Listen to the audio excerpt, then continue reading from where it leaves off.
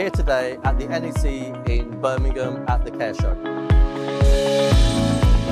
Favourite part of the show so far has got to be the talk that I just hosted with Antony from HC1. He is extremely passionate about putting residents at the heart of everything that we do. When we set out our conversation with Antony and HC1 around about 3 years ago, it was about making a difference.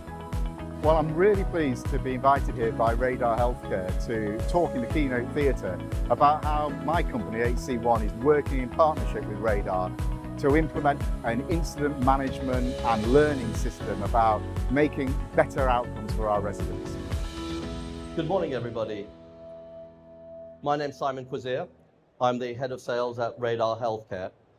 My journey in care started when I was quite young. I was 21 years old when I became a registered owner of a care home. And even at that point in time, I knew that residents should be at the heart of everything that we do. Now I'm the head of sales at Radar. And those of you that are not aware, things that happen in a care home, such as incidents, and we have to how we manage those, risk and how we manage that, the quality assurance that we've got to make sure for the residents, for the relatives, the regulator, all of that through Radar software you can manage through one integrated platform. And I'm going to introduce you shortly to Antony Hall, the Director of Insights, Assurance and Governance of the largest care operator in the country with 320 care homes. They recently became a customer of Radar Healthcare. And one of the key principles that we decided right from the outset of that journey was to make sure that we would put the residents at the heart of what we do. Antony, would you mind just introducing yourself? Thank you, Simon, and thank you for being here with us this morning. As Simon said, my role in the organisation is Director of Insights, Assurance and Governance, and the interesting word in there for me is insights. I'm also the nominated individual for the company, so I have that interface with the regulators all the time. My whole career has been in care, in social care and primary care. I spent 10 years at CQC after working in the care sector and finished at CQC as the head of inspection for London. And the proudest thing I did at CQC was in the final 6 months where I wrote a report called Smiling Matters, which is about the state of oral health in care homes, which has really helped drive some improved oral health, which I feel very, very passionate about. I joined HC1 nearly 3 years ago, and I was very privileged to join HC1 at the time when my previous boss at CQC, Sir David Behan, took over the company as chairman, and I joined him to start our journey around quality and improving the life of residents. And we're going to talk about some of that today. So absolutely delighted to be here, and thank you, Simon. Thank you, Antony. So what we decided around about 3 years ago with HC1 started with a conversation. It started with a conversation with Antony and James Tugendhat, the CEO of HC1.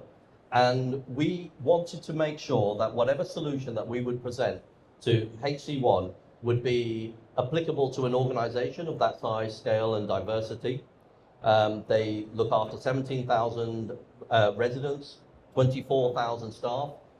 Every resident has, let's say, one relative. They're short of 50, 60,000 people, Antony, that carry a responsibility for. Absolutely, yeah. And our mission with HC1 was to see, can we roll out a solution that not only meets the needs of a very large care operator such as yourselves, but actually for a single care home as well. And that's where the conversation began with my CEO, Paul Johnson, and James Tugendhat and Antony. It would be really useful, I think, to our audience here if you could just describe what that journey and how that started.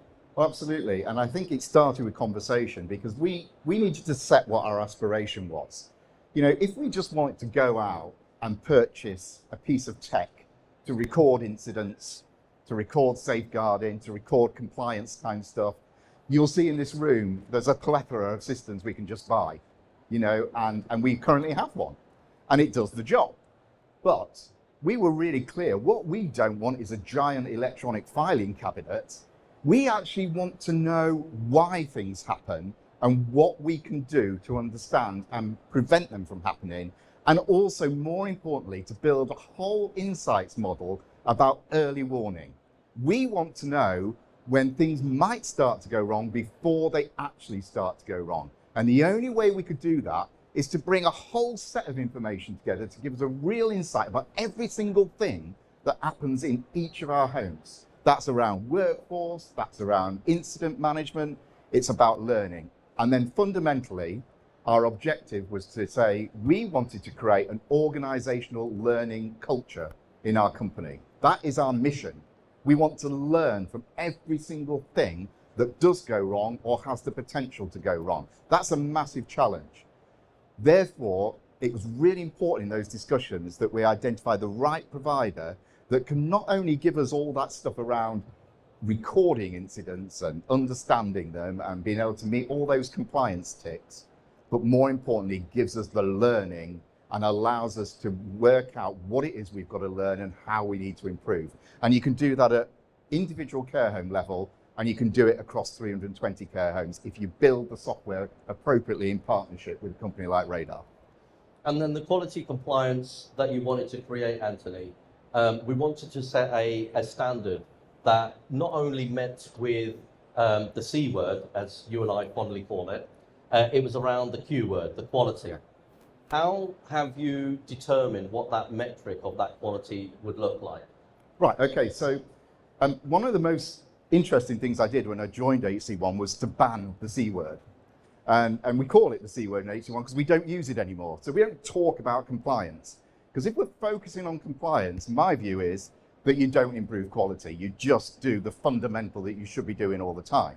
We need to actually understand what we want from quality. So if, for example, we're tracking some incidents, say falls or weight loss, but let's look at falls. You know, if you're looking at the compliance focus and you're looking at performance management of your homes or how a home is performing, traditionally a company like ours would have looked at the month end, a set of data and say, this home has had 100 falls, for argument's sake, okay? And then we have a conversation, right, okay, well, we've had 100 falls, can we see if we can reduce that for next month? What we don't have is the conversation about why people are falling and what it is we've got to do. So if John Smith fell in room 13 last night, what I want to know is how do we stop John Smith falling in room 13 tonight? And that's what we're trying to build in our insights model. And if I may, Simon, I've just used that weight loss example. So, you know, all of us will experience with our residents in our homes weight loss, and we measure weight loss, as many of you will do, and each provider has a different metric about weight loss. Ours is over 2 kilograms and over 6 kilograms in a month, and we track all of that. But actually, we looked at a set of homes and we thought, why are these people losing weight? And traditionally, you'd go to the managers or you'd go to the operational leadership teams and say, right, these people are losing weight, what is it? And actually bringing all of our information together, what we actually understood was it was the experience they were having in dining that was causing them to lose weight, because fundamentally eating is an experience, isn't it? And what we actually found was it was linked to our refurbishment program. So the dining rooms were either out of action or they were changed in some way, and people were sitting with different people, or they were eating in a different place, or they were eating at a different time. Now, we couldn't have got to that unless we brought all of that information around one set of insight dashboards and early warning indicators. And actually, now in our refurbishment program, we've got 100 refurbishments in the next year. We're actually built in the dining experience as one of the key things we need to get right. And therefore, that will hopefully address that problem. And that's interesting because when we first demoed our platform to HC1, we thought we were impressing them with our analytics tool, which would show them the variance if a resident's weight loss was to go down by more than 2 kilograms, because our system would alert that. But actually what Antony really picked up on was the part that said lessons learned, and that it was the lessons learned that really impressed you. Why do you think that the lessons learned was the primary feature for you HC1? Why was that such an importance? Well, it links to my previous point is we need to understand why things are happening to residents and what it is we need to do to stop it happening again. Okay, rather than a crude performance metric about the number of things. So we can all count the number of pressure sores in our homes, the number of falls, the number of incidents, the number of safeguardings. How many of us though, and I'll be quite honest about it, how many of us actually understand why those things are happening? Is it linked to staffing? Is it linked to the deployment of staff? Is it linked to the budget? Is it linked to the auditing not being effective? All that kind of stuff. So what we wanted to do, and it's been really interesting as we started to build the system with our radar colleagues, is that at the end of an incident form, for example, there's a section about the learning outcome. Now, we'll all have that. You might have learning the lessons forms, you might have processes around learning the lessons, and that's great, and that's really important. But how powerful is it if we can record a learning outcome in a piece of software and then push it through our whole organization so that we can understand that if something happens in one of our homes in Bristol, the home in the northeast of England can learn from that and make sure it doesn't happen to their resident. And we have a responsibility as being a large provider to try and drive those things forward, because that's a real opportunity for us to get that right. It's also a challenge, but it's a real opportunity for us to get that right. 100%. And so it was taking away from just a tick box exercise into something that could be really learned from. Yeah, because actually, when I'm doing reviews with managing directors or area directors or regional directors, I don't look at how many of things we have. The only thing I ask them to do, and I meet with them fortnightly individually, is to tell me what have they learned in the last 2 weeks. What have they learned in their homes that we need to understand as a business to move things forward? And that's the most important thing. And that's a whole different way of managing and different culture in our organization that is enabled by a piece of software like Radar. I know that relatively it's a new platform and adoption is a key issue for you, Antony, and how that's rolled out in your organization. What lessons have you learned so far that you think would be really useful for our audience to hear about the continuous learning when you're rolling out a piece of software such as Radar? Because it can be challenging. The change management can be challenging, but equally the adoption on your frontline users can be a real challenge. Yeah, and many of us in this room will have implemented numerous systems over our careers. I think I've been involved in about 3. And what's really important, I think, is the enrollment. We call it enrollment of people. So if you've got 20-odd thousand people to enroll into a new way of working using a new system, at the start that can appear to be a huge challenge, because you've got to think, how do we train all these people in the middle of an ongoing COVID situation and workforce challenges and all that kind of stuff? How do you do all of that? But actually, it's a cultural change. If you can really set out the cultural change that you're trying to achieve in your organization, people want to enroll onto it. So, as I've said at the beginning, we set out this journey. What we're implementing this system for is learning. It's not to performance manage you. It's not to count things. It's to learn so we can improve the outcome for the resident. The moment you keep pushing that message and the people who work for you truly believe you mean it, and I do mean it, and I think people sense that, they want to enroll. And I've actually literally every day got people knocking on my door. When can we have Radar? When can we do this with Radar? When can we do that with Radar? And it just becomes self-fulfilling, and it's tremendous. But you've got to set out that image and that objective. It's not about counting and performance management and statistics and KPIs and compliance. It's about a resident outcome, and nobody will argue against that. And that's really interesting because, you and I have spoken at great length about, what KPIs you want to achieve out of this rollout with Radar, and we smile because you haven't got any. So tell our audience what your take on that is. So I'm often asked by the financial people in HC1 and Radar. So what are our KPIs? How are we going to measure this success? Well, I think I must be the luckiest man alive because my chief exec has not set any. I haven't got a timescale to deliver. I haven't got to achieve certain things. The only objective I've got, and it's the only objective that I will always have with this, and I'm really blessed that my chief exec buys into that, is that we get better outcomes for residents. That's how we'll measure our success. We're not going to measure it in crude stats or KPIs. I just want to know that the residents in our homes are achieving better outcomes. So I don't want to see, I haven't got a stat that says, right, so we had X thousands of falls last year, that needs to reduce by X% next year, otherwise we haven't had value for money out of radar. The objective I have is I want to know that those pressure sores are either improving or they're not there. And that's the only objective I have.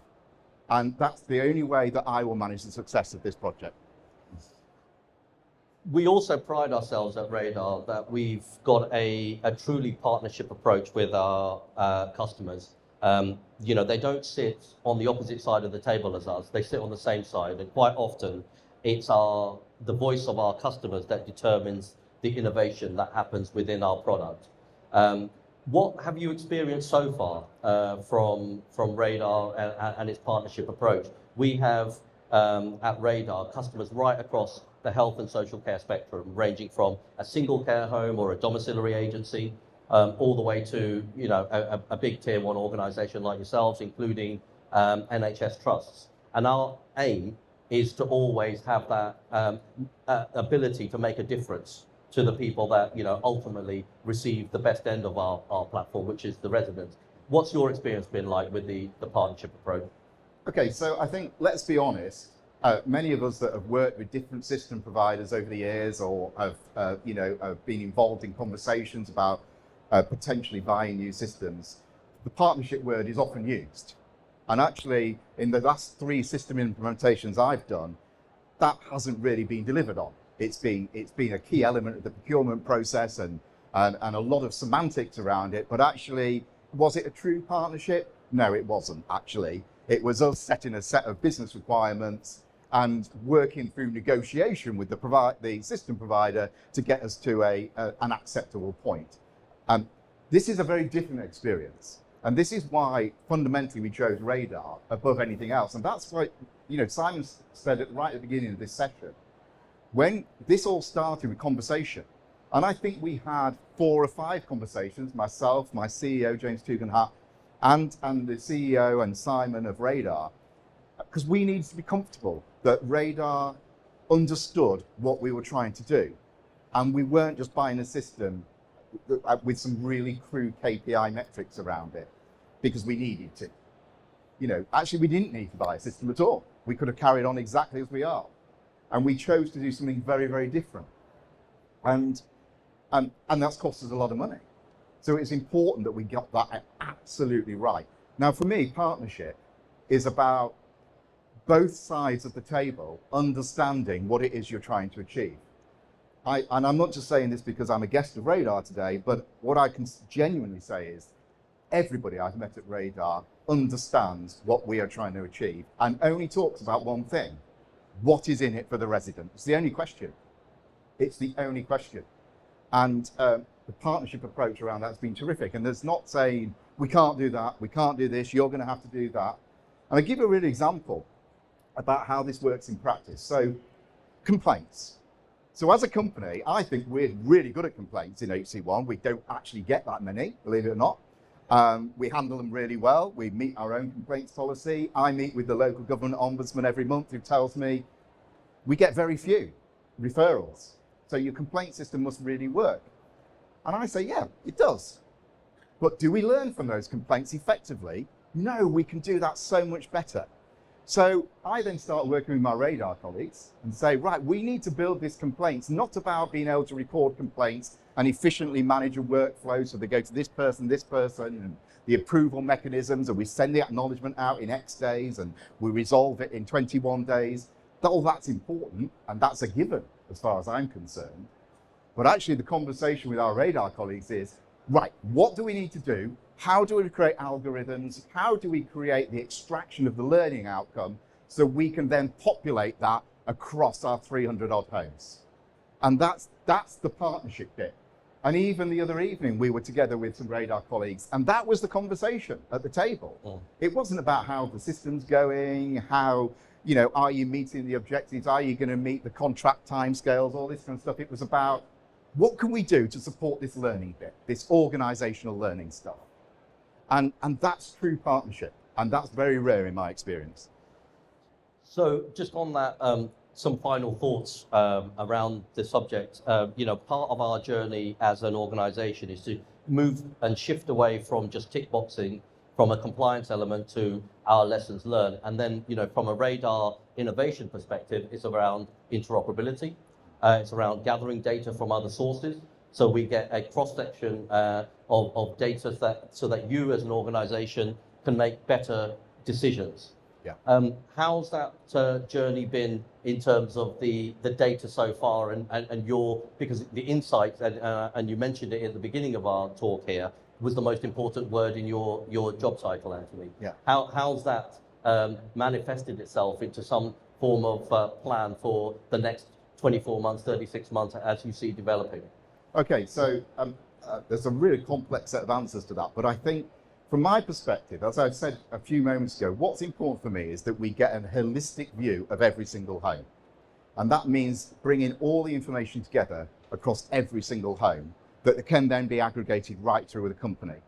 Now, we are not unusual, and I guess there'll be many providers sat in this room where you have a multitude of systems that underpin the function of your organization. We have 12, I think, currently, that all operate quite efficiently around HR, workforce compliance, and financial monitoring, and agency use, and staff use, and all that kind of stuff, and quality monitoring. But the real art of this is bringing all of that into one place so that a home manager, area leadership team, or the very senior leadership team can understand what is the context of things happening in that home. So if we have an increase in incidents, or we have, weight loss, or we have falls, or we have tissue viability issues, what is the context behind that? Is that linked to staffing, etc.? So, for example, if you go back to that weight loss example, and we talked about, the refurb program and how we linked that to the refurb program that we wouldn't have done unless we brought all this information into one place. But equally, I'd want to know, so if I'm looking at a set of data across some homes about significant weight loss, what I want instant information is around the context. Have we got agency kitchen staff, or we've got our own staff? Have we trained them properly in fortification of diet? Is that training right? Is the training right? Is our policy right? All of that context is important. Otherwise, you will never get to the root of the problem, and ultimately, you will always be firefighting your weight loss. And actually, what we're now seeing by this approach, and we've got this really sort of impressive early warning dashboard that I'm really immensely proud of, which now has over 50 indicators that flag up every part of what's going on in a home across all our different systems. And what we're actually finding is we can get ahead of these issues before a month end, before a regulator comes and tells us what we already know, before anything else. We can get ahead of it, but fundamentally we can stop a grade 2 pressure sore becoming a grade 4 one. And surely that's got to be the best thing. And that's the power of an insights model. And insights is a word that's bandied about, and I ever since I had this insights word put in my title, I get contacted by NHS insights and people insights and workforce insights, but they're missing the point because they're all in silos. The insight model we're developing with the software providers such as Radar providing the spine for that is something very, very different. It's bringing absolutely everything together.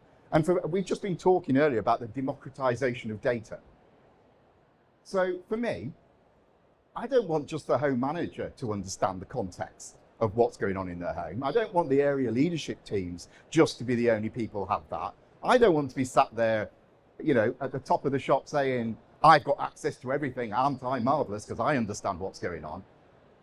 I want the person who joined our care home in their first care job in their first week to have access to all of that information, so they understand the context that they're working and understand how we make those improvements and those learnings. I want that democratization of all that information. I'm going to call it information, not data.